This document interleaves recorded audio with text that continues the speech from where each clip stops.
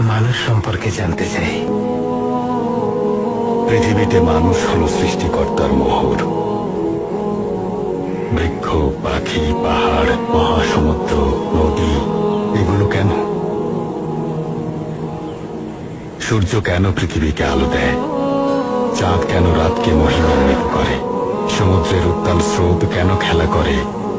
কেন নদী বয়ে চলে? সূর্যোদয় কেন হয়? কেনই বা সূর্যাস্ত হয়? সবই মানুষের জন্য। পৃথিবীর সমস্ত সৌন্দর্য এবং যত চমক, সবকিছুর ব্যবস্থা শুধুমাত্র মানুষের জন্য, মানুষের বেঁচে থাকার জন্য, মানুষের সুখ ও শান্তির জন্য, মানুষের শুকরিয়া আদায়ের জন্য। কিন্তু মানুষ অকৃতজ্ঞ। আল্লাহ আমাদের পালনকর্তা, তিনি দেখেন কিন্তু দেখা দেন না।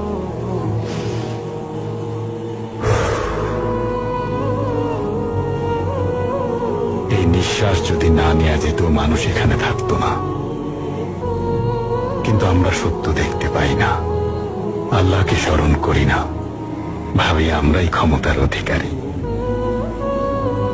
আল্লাহ আমাদের কৃতজ্ঞ বান্দা হওয়ার তৌফিক দান করুন।